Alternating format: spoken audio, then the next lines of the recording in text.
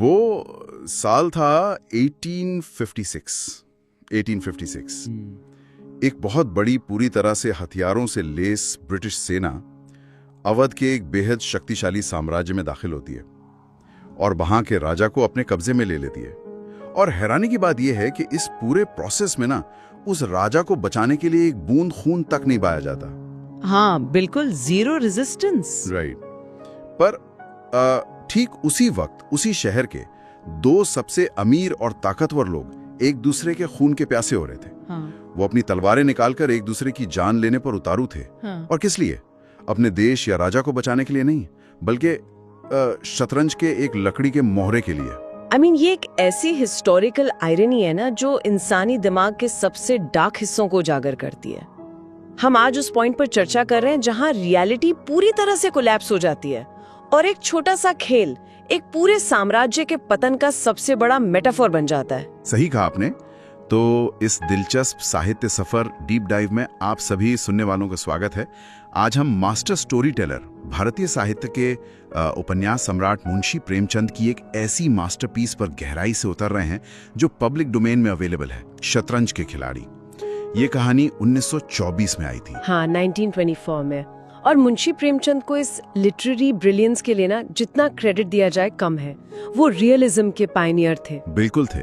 धनपत राय श्रीवास्तवा, जिन्हें हम प्रेमचंद के नाम से जानते हैं, उन्होंने इस कहानी के जरिए सिर्फ एक आम प्लॉट नहीं लिखा, उन्होंने एक ऐसी साइकोलॉजिकल स्टडी पेश की है जो आज भी उतनी ही रेलेवेंट है। ट्रू। आज हमारा मिशन ही ये समझना है कि कैसे एक साधारण सा खेल, शतरंज का खेल, इतना बड़ा रूपक या मेटाफोर बन सकता है। तो इस कहानी के कोर को समझने के लिए ना हमें सबसे पहले उस बोर्ड को समझना होगा जिस पर असली खेल खेला जा रहा था, यानी 19वीं सदी का लखनऊ, 1856 का अवध साम्राज्य, नवाब वाजिद अली शाह का दौर। सही बात है। अगर हम डिटेल्स में जाएं तो उस वक्त पूरा शहर एक अजीब सी विलासिता यानी लग्जरी में डूबा हुआ था। नशे में एकदम। हाँ, गरीब लोग रोटी से ज्यादा अफीम पर खर्च कर रहे थे और जो एलीट क्लास थी वो तीतरों की लड़ाई, शायरी और शतरंज में बिजी थी, जबकि ब्रिटिश ईस्ट इंडिया कंपनी का कर्जा उन पर लगातार बढ़ रहा था। खतरा सीधे उनके सर पर था पर किसी को परवाह ही नहीं थी। मतलब ये सुनकर मुझे एक बहुत ही इंटरेस्टिंग एनालॉजी दिमाग में आ रही है। ये कुछ ऐसा है जैसे कोई बहुत बड़ी लग्जरी क्रूज शिप डूब रही हो। अच्छा? हाँ, शिप डूब रही है लेकिन उसमें बैठे यात्री लाइफ बोट्स ढूंढने के बजाय इस बात पर बहस कर रहे हैं कि बांध आखिरी गाना कौन सा बजाएगा। उन्हें लग रहा है कि सब ठीक है। अरे वाह, ये एनालॉजी बिल्कुल एक्यूरेट है। ये सिर्फ कुछ लोगों का आलस्य नहीं था, ये एक पूरे फ्यूडल एरिस्टोक्रेसी का, एक पूरे सामंती वर्ग का पतन था। वो आर्ट और एंटरटेनमेंट में इतने ज्यादा खो गए थे कि उन्हें पॉलिटिकल खतरे नजर ही नहीं आ रहे थे। ब्लाइंड स्पॉट बन गया था उनका। एग्जैक्टली। उन्हें लगता था कि अगर हम रियलिटी की तरफ देखेंगे ही नहीं तो शायद प्रॉब्लम अपने आप गायब हो जाएगी। वाओ। और इसी डूबते हुए शहर के बीच में आइए हम उन दो लोगों पर फोकस करते हैं जो इस रियलिटी से पूरी तरह कट चुके हैं। हमारे दो मेन कैरेक्टर्स मिर्जा सज्जाद अली और मीर रोशन अली। हाँ, ये दोनों अमीर जागीरदार हैं। इनहेरिटेड वेल्थ है इनके पास, तो ऑब्वियसली जिंदा रहने के लिए कोई काम करने की जरूरत तो है नहीं इन्हें। राइट, बस ऐश करनी है। बिल्कुल। और इसीलिए ये सुबह से लेकर रात तक सिर्फ और सिर्फ शतरंज खेलते हैं। इनका जुनून इस लेवल पर है कि इनका जो डोमेस्टिक लाइफ है, इनके घर की जो जिंदगी है, वो पूरी तरह से डिस्टर्ब हो चुकी है। अरे वो मिर्जा की बेगम वाला किस्सा याद है आपको? हाँ, वो बहुत ही शार्प सोशल ऑब्जर्वेशन है प्रेमचंद का। मिर्जा की पत्नी इस शतरंज की लत से इतनी ज्यादा फ्रस्ट्रेटेड है कि एक दिन वो गुस्से में आकर पूरी शतरंज की बिसात ही पलट देती है। लिटरली बोर्ड उठाकर फेंक देती है। हाँ, मोहरे बाहर फेंक देती है और कमरे में कुंडी लगा देती है। वो एक तरह से रिबेलियन था उसका। और दूसरी तरफ देखिए, मीर रोशन अली की पत्नी का रिएक्शन पूरी तरह से अलग है। सही कहा। मीर की पत्नी को लोग समझते थे कि वो बड़ी शांत और आज्ञाकारी है क्योंकि वो विरोध नहीं करती, पर हकीकत में वो खुश थी कि उसका पति पूरा दिन घर से बाहर मिर्जा के यहाँ रहता है ताकि उसे अपनी आजादी मिल सके। वो अपना पर्सनल स्पेस एंजॉय कर रही थी। एग्जैक्टली।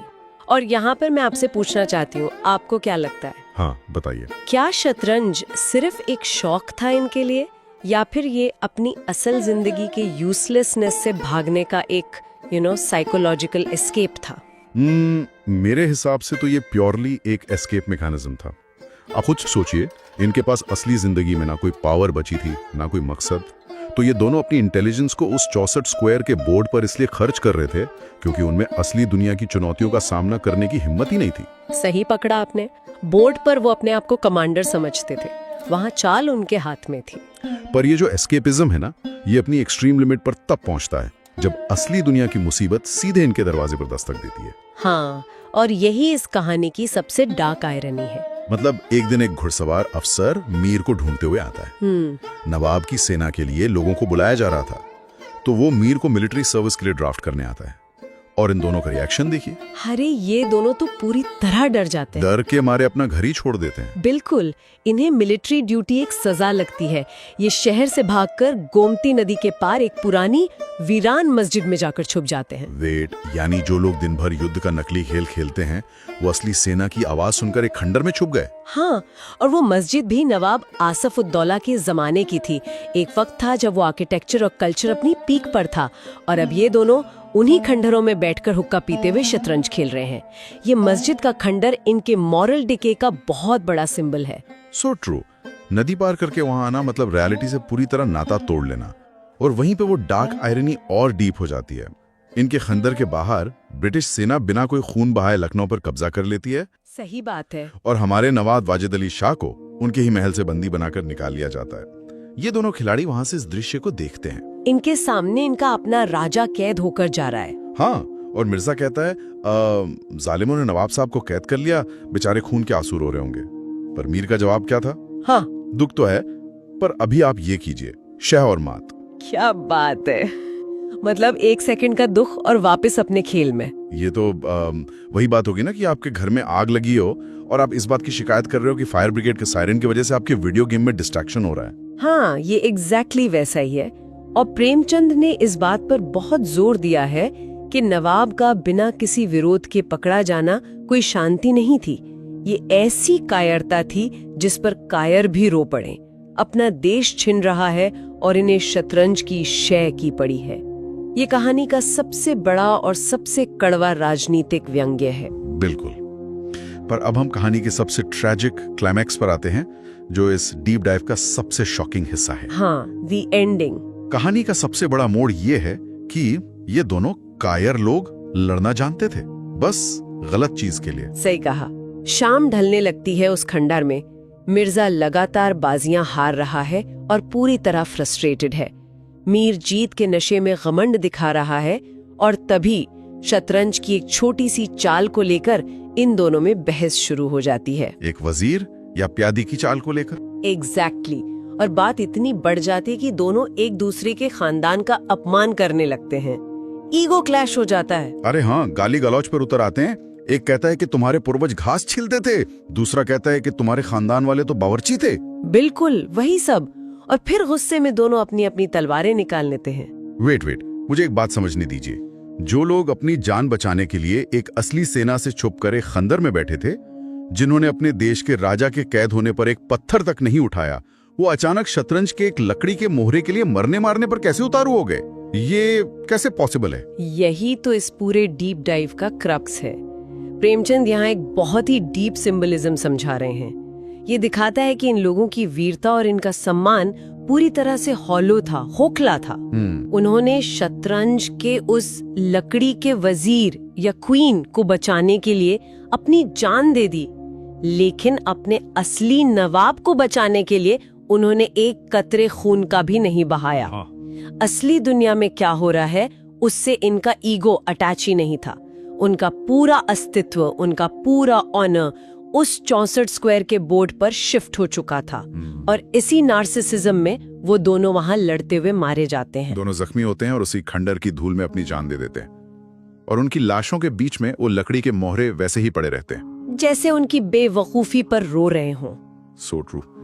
तो इस पूरे एपिसोड, सॉरी इस डीप डाइव के आखिर में हम इस कहानी का मेन लेसन समराइज कर सकते हैं कि कैसे कोई पर्सनल ऑब्सेशन और खोखला अहंकार एक इंसान को उसकी असली रियलिटी के प्रति पूरी तरह अंधा बना सकता है। बिल्कुल, ये एक ऐसी वार्निंग है जो हर जनरेशन पर लागू होती है। सही बात है।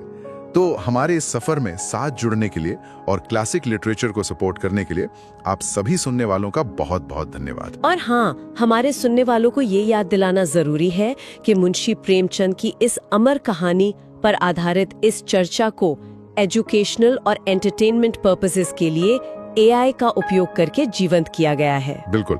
और जाते जाते एक आखिरी थॉट, एक प्रोवोकेटिव सवाल मैं आप सबके दिमाग में छोड़ के जाना चाहता हूँ।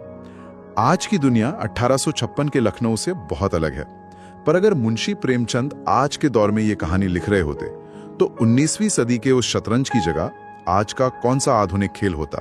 That's a great question. क्या वो आज के वर्चुअल रियलिटी हेडसेट्स होते जिसमें लोग असली दुनिया भूल जाते हैं, या फिर शायद वो सोशल मीडिया और इनफिनिट स्क्रोलिंग होती जहां हम असली दुनिया की परेशानियों को इग्नोर करके अपनी एक नकली दुनिया में ऑनलाइन आर्ग्यूमेंट्स में अपना खून जला रहे हैं? बिल्कुल, एक ऐसा डिजिटल बोर्ड जहां हमें लगता है कि हम किंग हैं, जबकि हकीकत में बाहर कोई और सिस्टम हमारा भविष्य लिख रहा है। सोचिएगा जरूर, और तब तक ऐसे ही सोचते रहिए, सवाल पूछते रहिए। अलविदा।